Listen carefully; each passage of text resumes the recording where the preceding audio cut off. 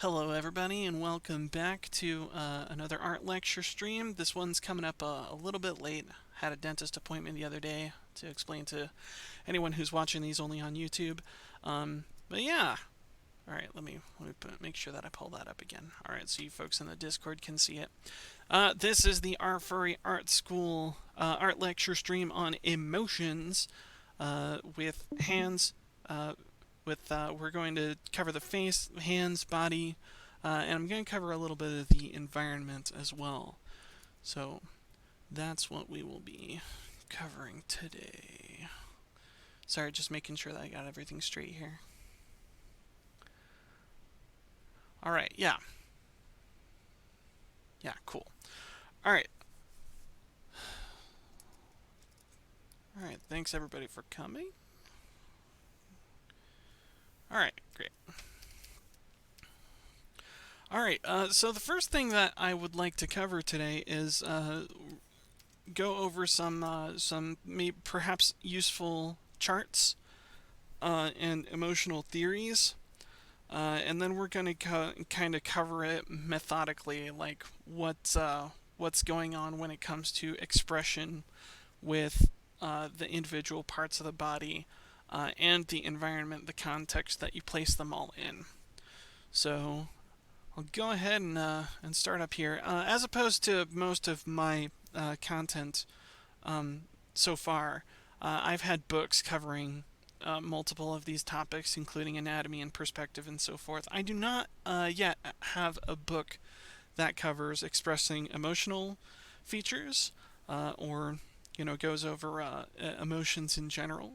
I'm sure that there's stuff out there, but I'm going to be kind of flying off the seat of my pants on this one and covering it in the way that I have met the challenge, so to speak. Alright, so first off, covering some emotional theories. This right here is a wheel of emotion, and it is, excuse me for a second, I'll come up with the name here.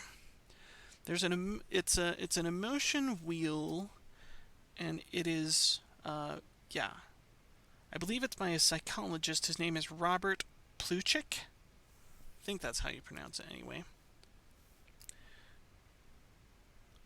Yeah, Plutchik's Wheel of Emotions.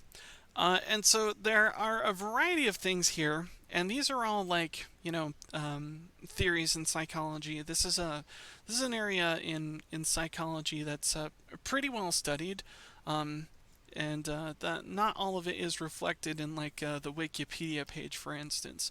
But you can see that a good amount of the major emotions are covered in this wheel right here. So we've got up there, and there's not really a particular arrangement to these.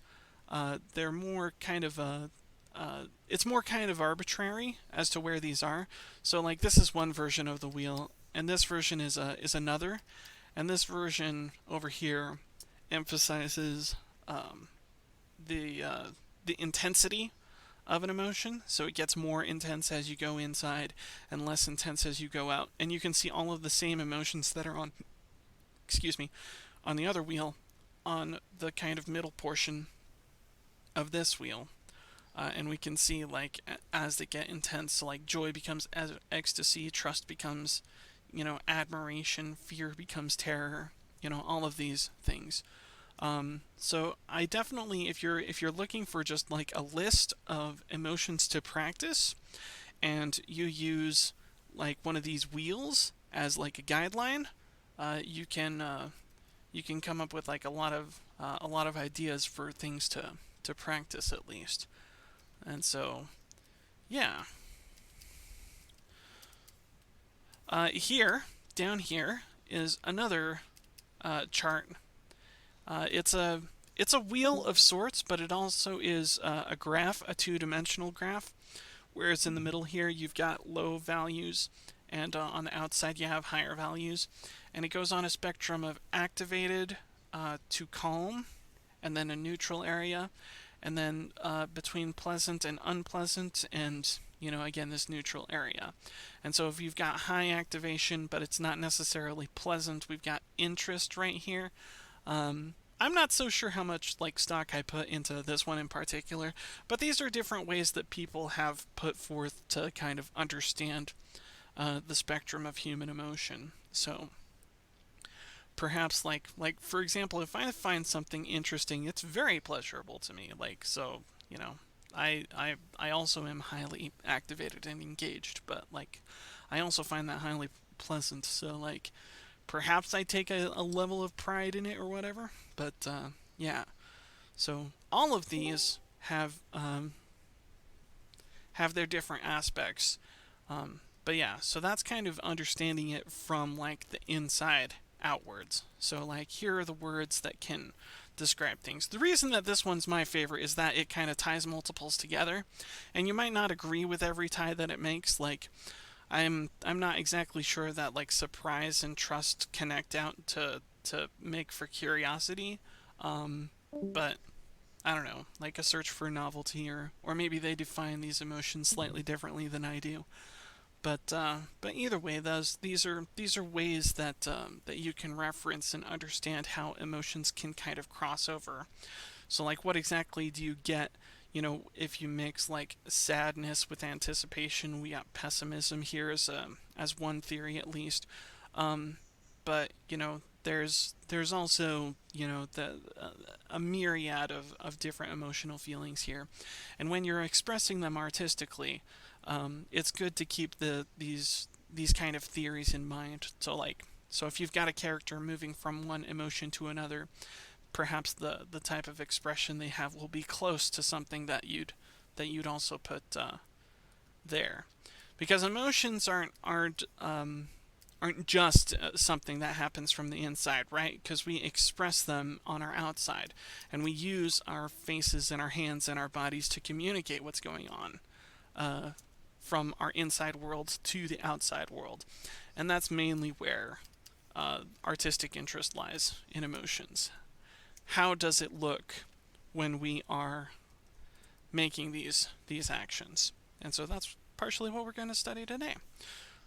So yeah, I hope that's good. Yeah, but definitely look up. If you're more interested in the psychology, I definitely recommend looking towards that area of the internet, psychology of emotion. And I'm sure there's lots of great material there. I've probably watched a good amount of it myself, but yeah, no, that's good to cover. All right, so we'll go ahead and start on the face. So here I've drawn a couple faces over their corresponding emotions, and I'm going to lower that opacity just a bit so that we can see it just a bit better. Alright, so here I've tried to pull that down a little bit more. Here I've tried to make some emotions, some emotional expressions that kind of make sense to me, as far as like every single one of the major ones on this spectrum at least. Joy, anticipation, anger, and you'll notice that the only features that I've really drawn here include the brows, the eyes, and the mouth. Like I don't have the nose.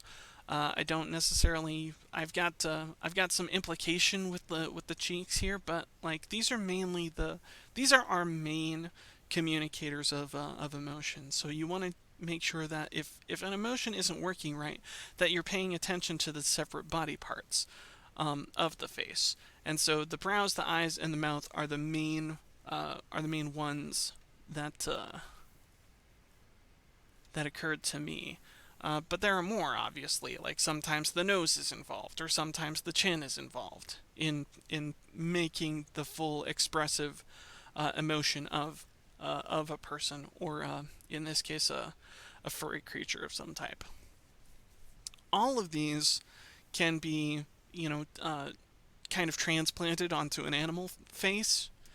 That's part of anthropomorphizing them, right? Because it's humans that express, in this wide variety, and we don't necessarily see the same expressive capacity in animals, strictly from the face, anyways. Like animals do a lot of body language, more than the face. Like you'll definitely see it sometimes in the face. Like for example, if a cat has its like ears flattened and its mouth opened and its eyes squinted, like it's in a hissing motion, and it's like angry or threatened or stuff like that. And so the emotional expressiveness of man and animals, uh, yeah, it's a whole bunch of fascinating stuff there. All right. So yeah, let's pay attention to what each of these parts are doing on the face, so to speak. So if we've got joy, which is just kind of a pure form of happiness, we've got our brows are uplifted, our eyes are tilted upwards. This is a shorthand, really. Like real eyes don't look like this necessarily. Real eyebrows don't look like that necessarily. And there's more stuff that's going to be happening on a real face. But in general, if you're trying to get an emotion across, laying down the major foundation of the brows, the eyes, and mouth can really help. So we've got our brows lifted upwards. Perhaps there's like a bit of wrinkling on the forehead here if your character has a forehead. Most furries don't. You've got your eyes kind of lifted up here. The smiling eyes go the opposite of like your actual smile, and it's kind of opposite for sadness, as you can tell. So like we've got our brows lifted, our eyes are lifted up, our mouth corners are tilted upwards, and our cheeks are kind of pushing our eyes in that direction, so that things are facing upwards. And this is a happy face, and as opposed to a sad face, where we've got our brows are they're down, but they're not necessarily furrowed in the same way that they're in anger or disgust, or even trust, necessarily. But yeah, so the features of the brow are, they're down, they're apart, they're um, yeah, they might be like a little bit furrowed right here. It's like a little more downtrodden. And same with the eyes. The eyes can kind of droop, and it's like and this can be indicative of like a head tilt too, right? To bring sort of body language into it. If your face is like tilted downward and you've got a frown on your if you got a frown on your face, those are definitely indicators of sadness. Whereas if they're tilted back and your cheeks are lifted upwards and your brows and your eyes are all lifted upwards, those can be contraindicators of sadness. So yeah, but yeah, so those are mainly parts of the face here. So if we're looking at these other different emotions, all of these have kind of a slightly different placement or a slightly different style, right?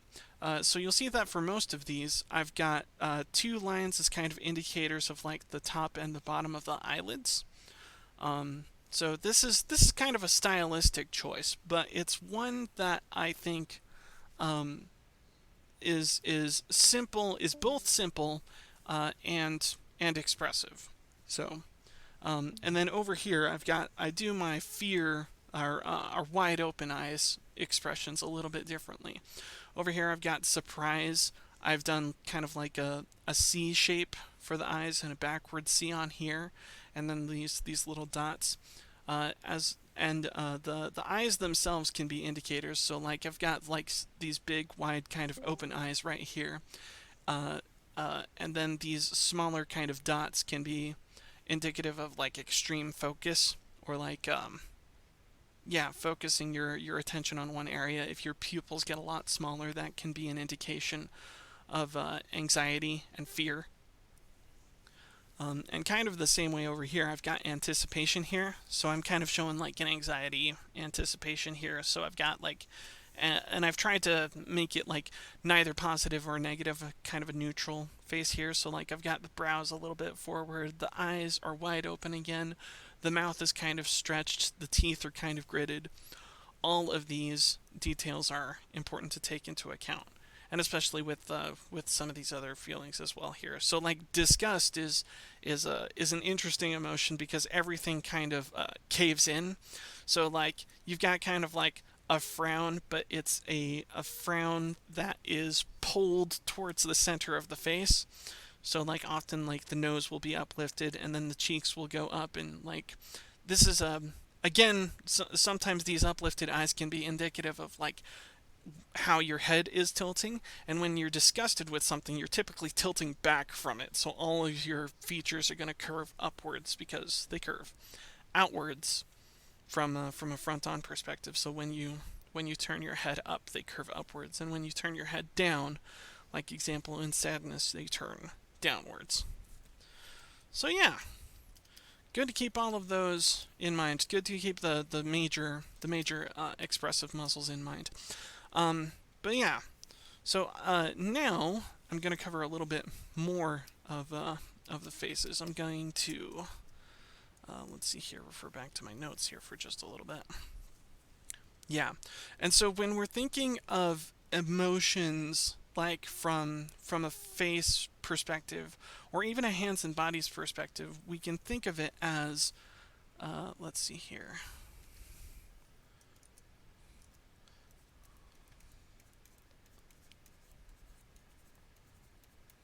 Expressions can kind of be super simplified down to muscles tensing and relaxing. So specifically with our face, we have tension and relaxation in a number of body parts. And so I'll kind of cover those one at a time. So like first off, we've got our brow, kind of referring back to our chart here. The brow has several areas where it can go, it can move up and down. So in disgust, they're kind of super down. In like anger, they're kind of super down. They've been like tensed towards the center of the face. So like that's, and then they can be super up, either in like joy or surprise, right? So they can be super up and they can be super down, and they can be in and out, kind of the same way. So they're drawn inwards and downwards in these things in disgust, and they might be drawn inwards just a little bit by this. We've got a trusting face here, right? So our eyebrows aren't completely relaxed. They're a little tense maybe because we're somewhere between like fear and joy, as then like, well, we're a little concerned, but you know what, we're putting on a smile because we trust, what someone is about to do, or something like that. But yeah, so the brow is drawn just ever so slightly inward, but it's not as extreme as like in any of these sadness or anger or disgust emotions, or any extreme upwards like the surprise or the joy or something like that. All right. Next up is the eyes.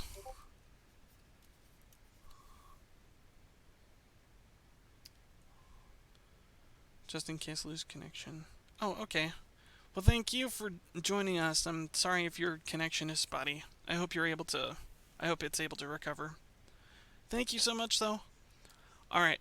So for our eyes action, so like we there's a lot of emotion that's intent on the eyes, but the eyes don't really have a whole lot of muscular action. The main muscles that are controlling the eyes are the orbis ocularis, I believe, are what they called, and their main function is inward and outward.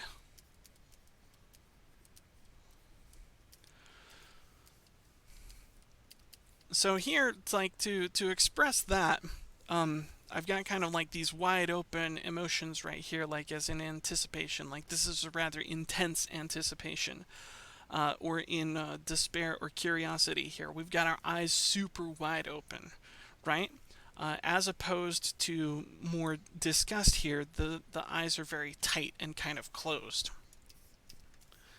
So that's something to keep in mind. But the eyes, but those are the main emotions in the eyes. You've got inward and outward, and you can kind of like, they can be kind of relaxed and droopy, you know, like for the eyelids, of course. So like if everything's super outward and surprised and your eyelids are all wide open, you know, your eyes have a lot to take in there. And same with like fear and anticipation, right? Those are eyes wide open kind of emotions.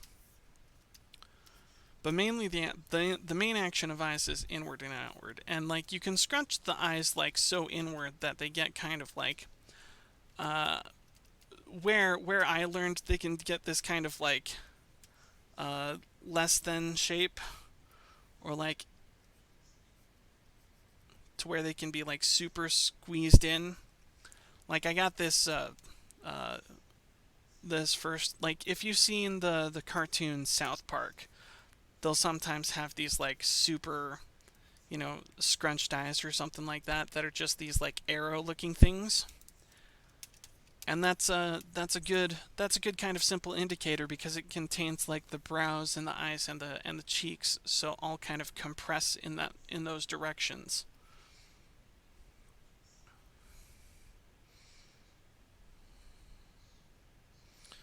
So yeah, we can get an emotion kind of like that. So like that would be like what the super inward looks like, and then the super outward is going to be more close to this surprised looking face right there. All right. So that's the, oh, excuse me.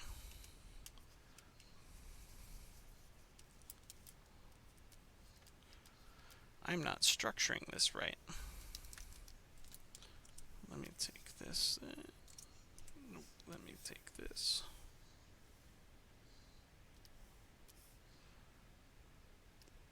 Something like that. Okay. And then this. Pardon me for just a second here. No.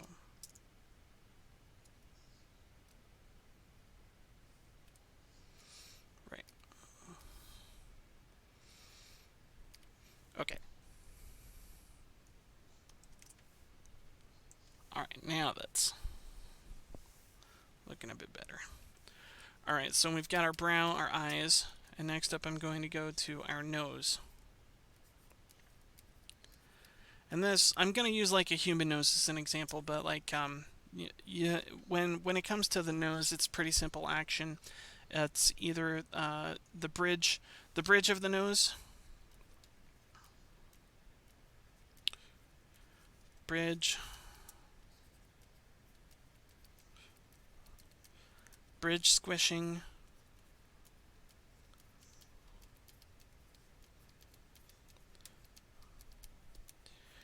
it's got bridge squishing and nostrils flaring. So like if I'm returning to like this example right here, right? If I've got a nose, the bridge of our nose is squishing together because the eyebrows are coming down with this directional force. So everything in here is getting all squished up.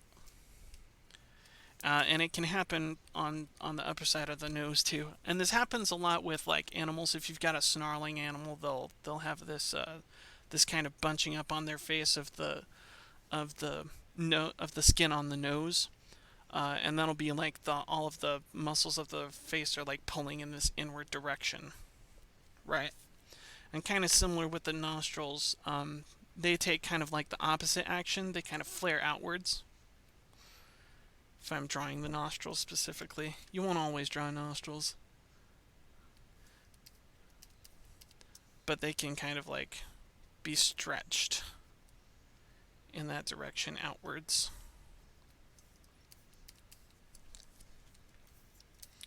So yeah, something to notice when you're practicing emotions. So like, if what's your nose look like? Is your bridge is the bridge of your nose squishing because there are muscles contracting the skin? Are the nostrils flaring? It's another question to ask yourself. All right, next up is the cheeks.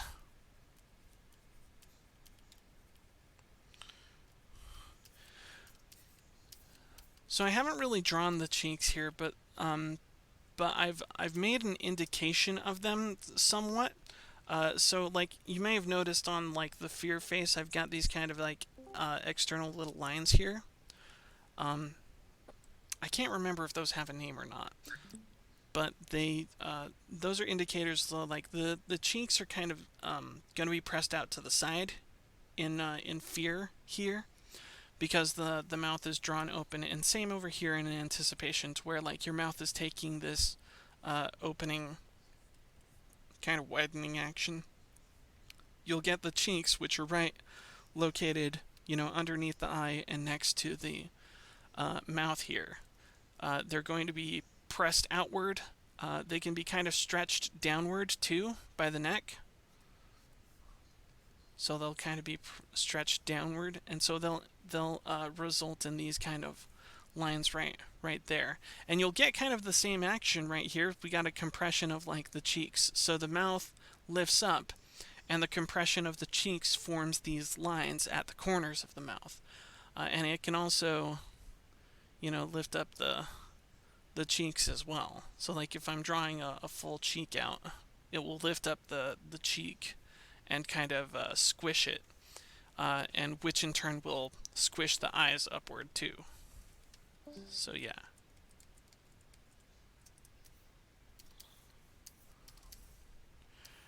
Remember that action. So cheeks.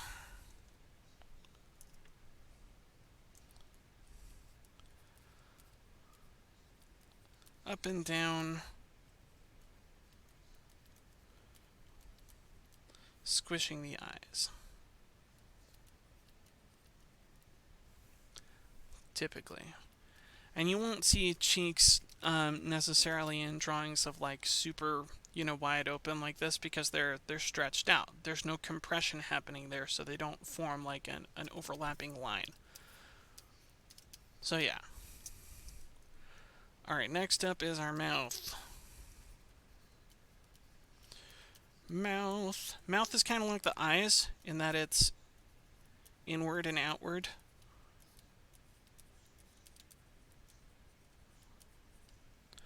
But it can also be pulled up and down with actions from the face or neck. Inward, outward, up, down. Let's see here. Yeah, open wide or squinting shut. So what the mouth is doing is a function of like the muscles on the face and also of the jaw. So right here, none of our circle like emoticons here have jaws necessarily, right? But if we've got this surprise face, like it's implied here that like the mouth is hanging wide open, right? Wide open in surprise. And it can also be kind of compressed up too in disgust. So here I've got kind of like an open mouth disgust, but like, you can do the closed mouth disgust too, where like things are like, This can also be considered like the cringe face, Watched a video on that recently, super fascinating. But yeah. So keep that in mind. So the mouth has the inward, outward, and up and down. So the up and down action is going to be also with the cheeks here.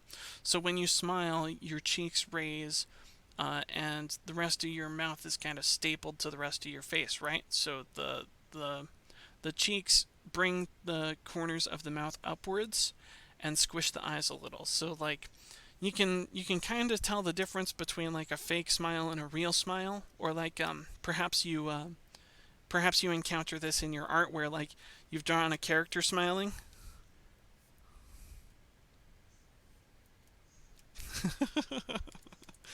That does not work.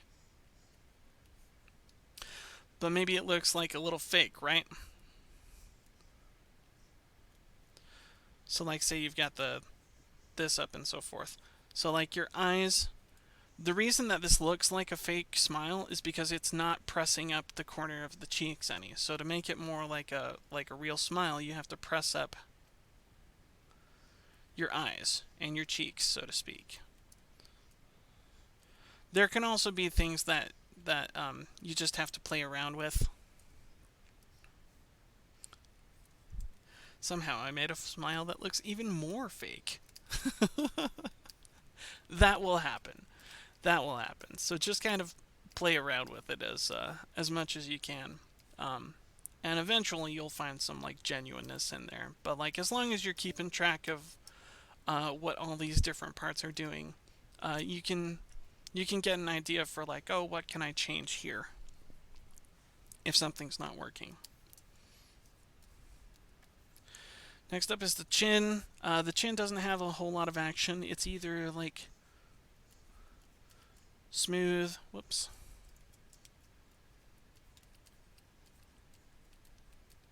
or wrinkled.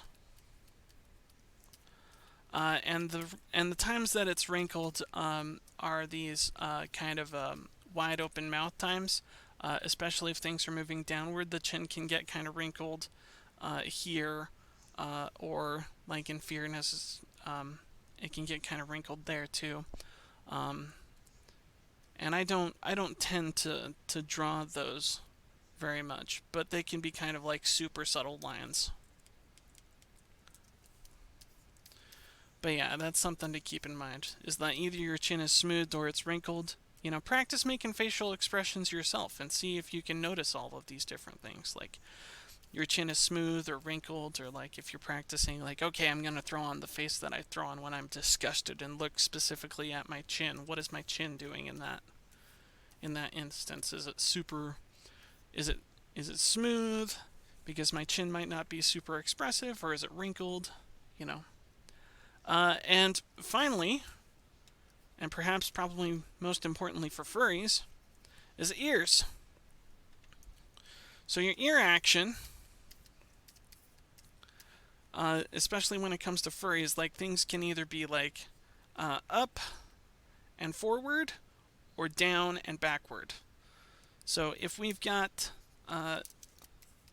let's kind of sketch over our joy face here. So like if I'm drawing like furry ears on this character, we've got ears upward because they're lifted upward and they're drawn together inward, and forward a bit too. And then if we've got sadness or anger, the ears will be kind of like down and backwards. Like this is definitely more feline kind of interpretation, but this happens with all sorts of animals too. So we've got ears upward, kind of pulled together in the joy, and then the opposite. We've got that action downward and backward even.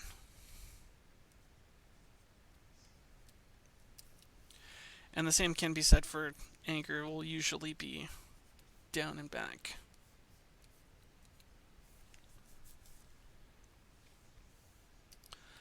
Or disgust, or all of these things. So like there's the ear action is important to remember.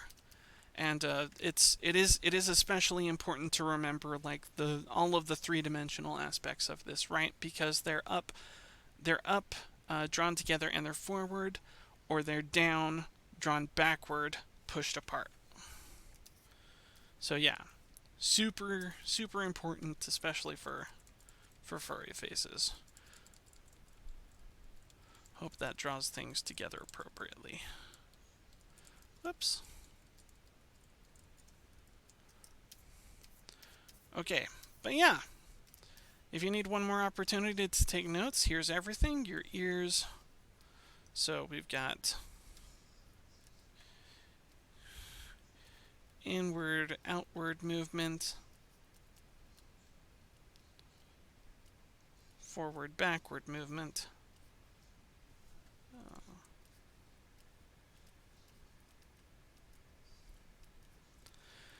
In and out movement, forward, backward movement, and up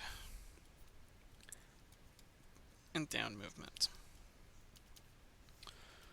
So yeah, that's the face. Spent a lot of time in the face. Faces are very complex. But yeah. Alright, cool. So does anyone have any questions when it comes to like muscles and tensing and relaxing in the face, or anything that you think I've missed? Any questions? You can go ahead and type them up in the chat. I'll go ahead and wait for that. But meanwhile, while I'm waiting for it, I'll go ahead and try and prepare our next page here, which is going to be... What's it going to be again? Right, hands.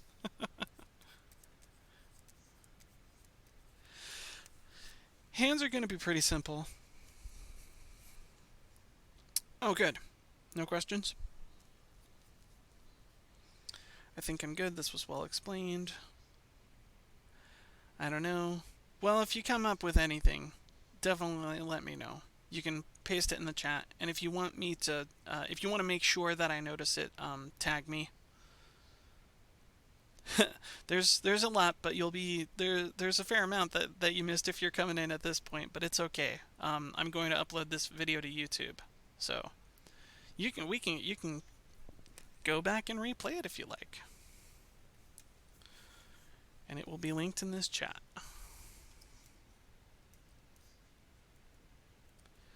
Subscribe to my YouTube channel. Anyway, I'm gonna move on to hands. So with hands, it's important, again, to come back to this tension and relaxation.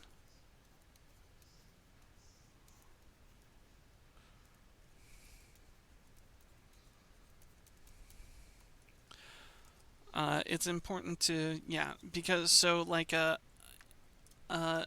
hand that is hanging kind of loose, right? And not very tense at all, will kind of have these natural gentle curves to it.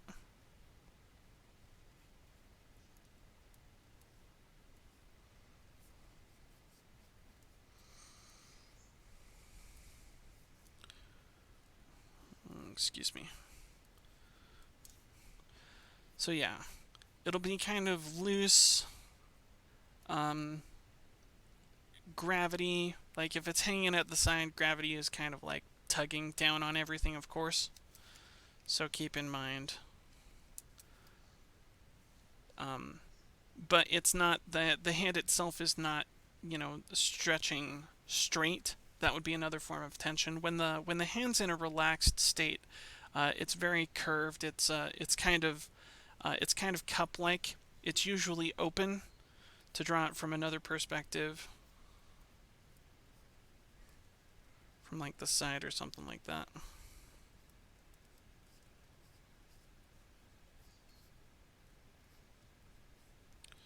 It will typically be more open. There will be spaces between the fingers. It won't be necessarily like cupping something, but it will be generally kind of curved and cup shaped.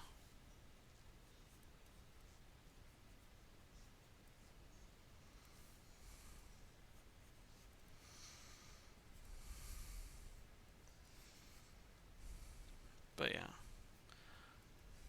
So even here it looks like I've drawn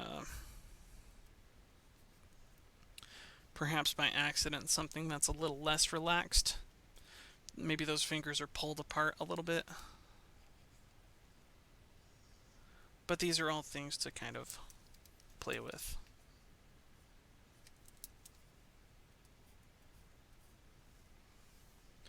So yeah, important to keep in mind the tension and relaxation. If things are super together and they're super tense, like say we've got kind of an upper view of a fist, something like that. This representing the arm and the wrist over here, and we've got kind of our thumb action is moving this way, and our fingers are peeled back in.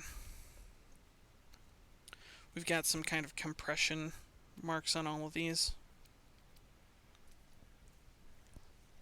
And things are very rigid as opposed to like gentle and curving. They're very angular.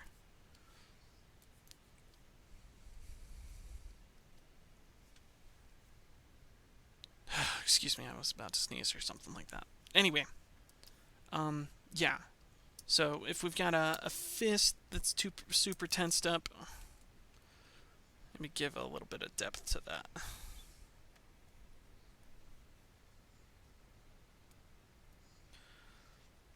But yeah, when things are tensed up, they'll usually be like a lot more angular. Or maybe even things will like have a bit of an inward curve, just this very slightly type of because it's stretched between bones. In this case, like the first knuckle of the hand moving outward, and then the second and the third kind of like they're curving inwards, so they'll be a little more like that. But that's one way that you can kind of emphasize. And here I've done some kind of like comic book emanata here too. So like if you've got like a shaking fist, it's gonna have some like sideways action or something like that, and you're not necessarily gonna see that in like a painting. It's very comic booky, that kind of action. In a painting, it might be like a little blurred or something, but yeah. So tension and relaxation. So that's the extreme tense, like inward is the fist. The extreme tense outward is gonna be that super rigid, kind of stop sign looking hand.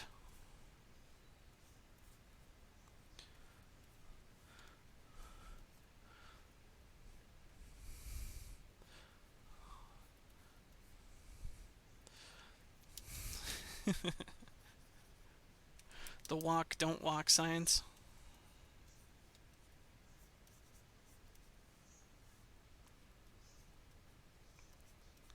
So like this is not a natural relaxed position for a hand to take, right? It's very deliberate. Things are stretched upwards and they're straightened out. And things are very straight again and can be quite angular if you so choose, to kind of reinforce the rigidness. And the same can happen. So like in this example right here, we've got our fingers kind of spread out apart. So they're taking like an outward action.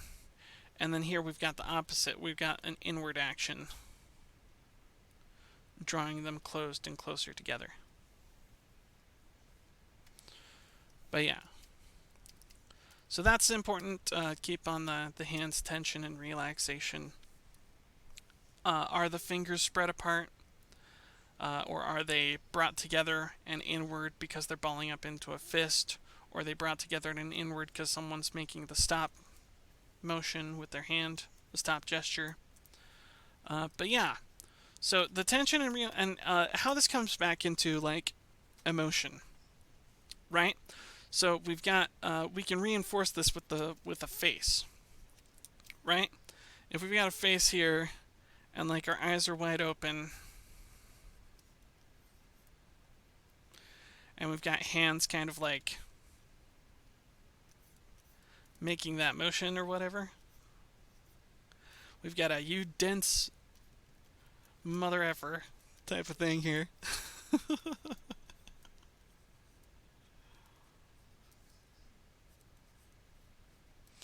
Very dissatisfied looking face. Perhaps it's too wide open of eyes, but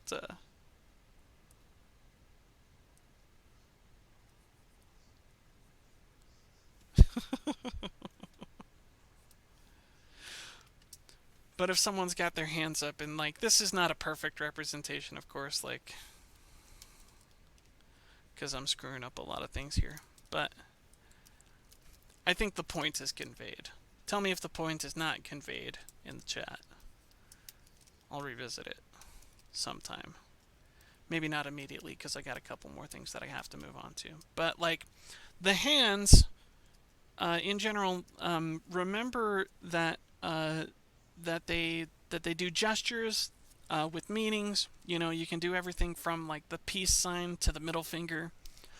And like whenever you're drawing emotions, like if you're just practicing emotions, don't necessarily focus on the faces alone. Like trying to include some hands too.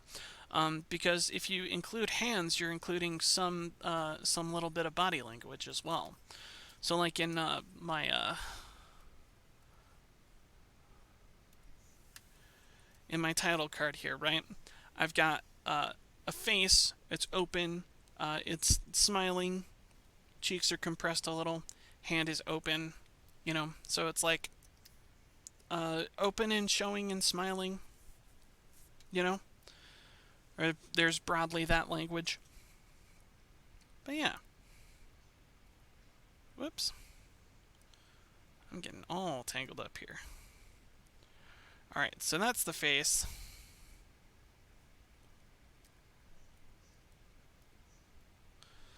That's the face. This is the hands. We're going to make one more.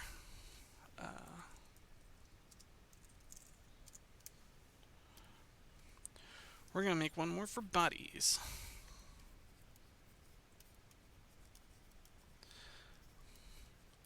Body language.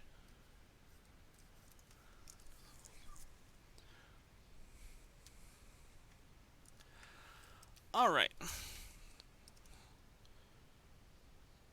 So yeah, again, I can't reinforce this enough. It's all about relaxation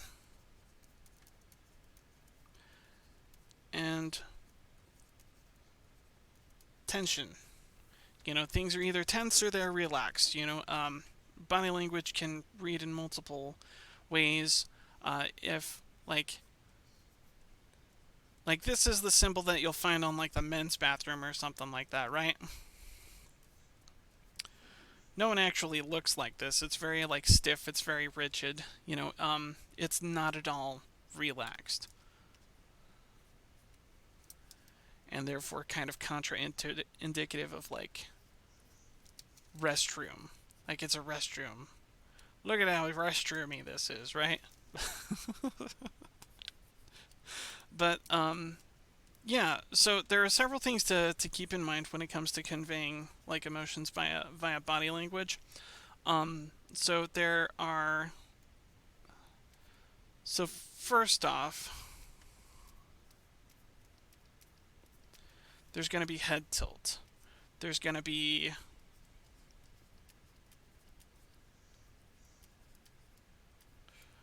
torso bending and twisting. There's going to be, and then after your head and their torso is basically the rest of your limbs. Yeah, if I can write today. Which are your arms and your legs. What are all those doing? Are they relaxed or are they tense? You know, if I've got a head tilt from one way or another, right? If I change nothing but tilting the head on this, I get kind of like a creepy vibe. And so, like, if I put like a super fake looking smile, it can come out looking super creepy, right? Because he's got the rest of his body, you know, rigid like that. But yeah, you know, like what are you saying with your body language with a head tilt and a wild smile on your face? Like something crazy's going on. But yeah, if the rest of your body is tensed, and so like there are all sorts of ways that we can communicate language. So the head tilt, right? If your torso is bending or twisting, right? If someone's leaned forward, um, if someone's leaned forward so that they're hiding the neck or something like that, and you've still got your face like generally upward, you know, this can be like aggression or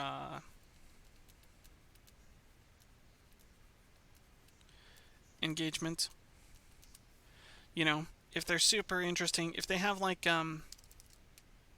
leaning forward yeah, it can be basically described as those two like very separate and very different things, and like it can be aggression if like the face has some like angry eyes, wide open mouth, something like that. But it can also be engagement, as in like if they've got the wide open eyes and they've got the smile. They're like, hey, this is awesome. Um, I'm leaning in closer to talk to you, or because, I'm flirting or something like that. So that's leaning forward. That's like a leaning forward. If someone's leaning backward, we've got kind of the opposite thing going on, right? So where we're going to see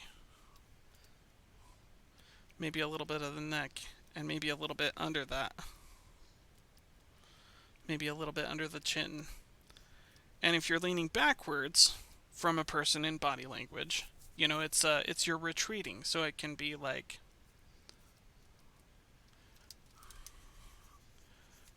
uh, it'll be the opposite, right? Rather than aggression, it will be withdrawal.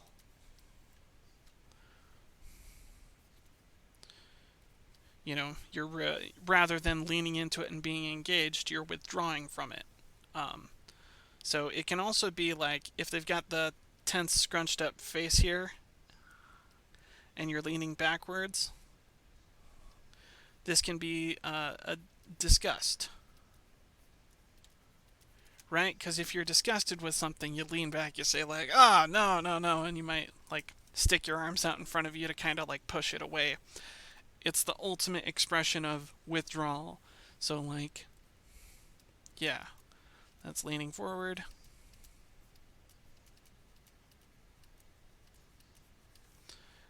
Versus leaning backward. Yeah, leaning. Leaning backward.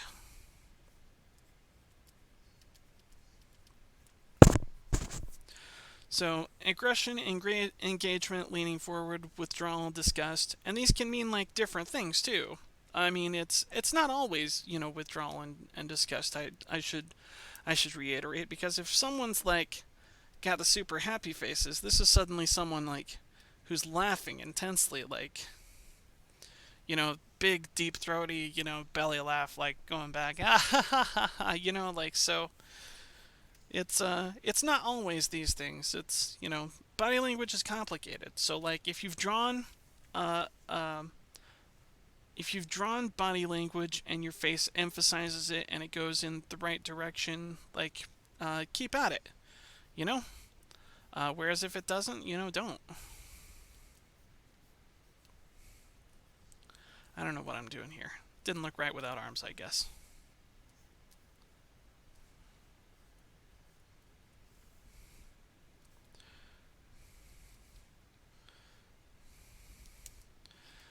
But yeah. So they're different emotions. Like if you just slap different faces on different like emotions and different body language, you can get all sorts of emotive range, right? And all you've had to really remember is this like relaxation and tension. So like tilting. What are they doing with their arms, limbs, and legs? If your limbs, like for example, are straightforward, stretched out, and this could be like anything. Let's make it an arm, so to speak, right? If your arms really tense and out there, right? That's portraying a different body language than something that's more relaxed.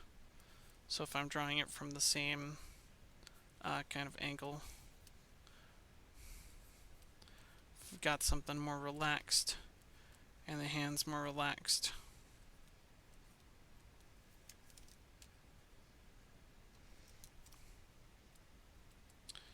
different ideas. It's a different kind of emotion. So like, is it relaxed and things are like bent inward, but not so much inward, or they're more outward, but they're not so much outward. But yeah, so pay attention to that as far as body language. All right. What else can I cover real quick? Oh yeah. So the environment, right? The place where you're at makes a difference, right? Um, so uh, let me bring to example one popular meme is that the the comic of the dog and sitting on like a bar stool at a table and everything's on fire around them, and the dog says, "This is fine." You all know that meme, right? Yeah. Yeah. So like it's the expression on the face of that dog or whatever, you know. Let's see here.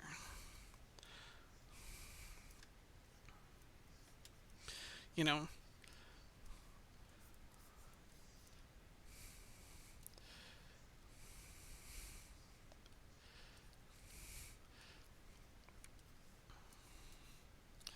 it's going, "This is fine."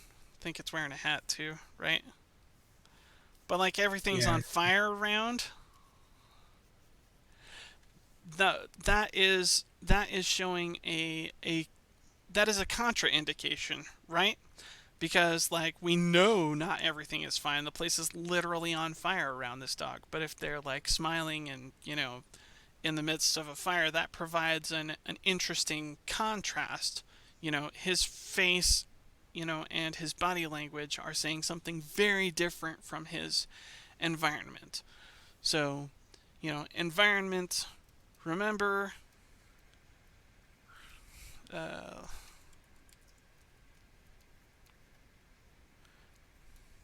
environment provides context, right?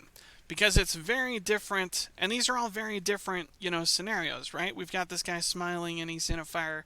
If I've got a guy leaning forward to me and everything is on fire, like these are all important context clues, right? If someone's like showing tiredness and like things are on fire in the background, it's not just fire in the background, but like if it's a safe environment, that's one thing. If it's a home environment, that's one thing. If it's a public environment, that's another thing. You know, all of those are super important uh, to take into consideration as well. So whenever you're drawing a background, whenever you're drawing like a character in a background uh, with an emotion, remember that the environment provides context.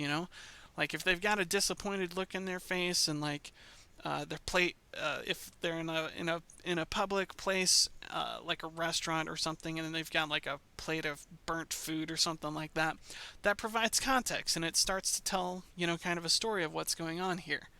This person is like disappointed with their food. We've all been there, you know. But yeah.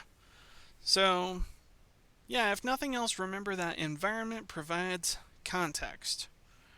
All right. Any questions before I go? You can type them up in the chat.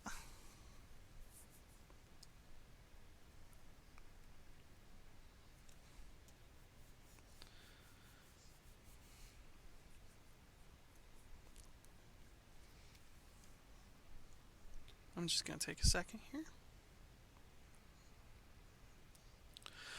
All right. Well, if there are no further questions, I'd like to thank everybody for coming out. Um, I've gotta take a break. I'll be back. I'll be around though. Uh, let's see here. Yeah, I've got to take a bit of a break, but I'll still be around and online. So if you have questions or anything like that. Oh, thank you so much. I'm glad to know that I'm a good teacher. If I am a good teacher. Uh, Subscribe to my YouTube channel. Links above. It was shared by Astro. Thank you for sharing that, Astro. I do have a Twitter. I'll link it here, and yeah, I'll link it to you in this chat here. And I could probably link it to my YouTube as well, but yeah. I'm pretty sure I have that linked actually. If you click on my profile, click on my profile pic, you should be able to see. I think from mobile at least. Can you? I don't know. I'm not seeing it on. Okay, cool. Great. Yeah, if you can pull up my profile on desktop. It's got my YouTube and my Twitter linked there. All right. I want to say goodbye to my YouTube viewers. Thank you so much for watching. Subscribe, please. I know plenty of you watch but have not yet subscribed. Subscribe, spread the word. Share what I'm doing here. Spread the videos around. It would all be super appreciated. Because I like knowing that people find my stuff useful. All right. Thank you so much. Have a good day, y'all in YouTube land, and everyone in the You too. stream. Yeah, thank you. And everyone in the stream chat, I will continue to see you. So bye, YouTube. Recording over.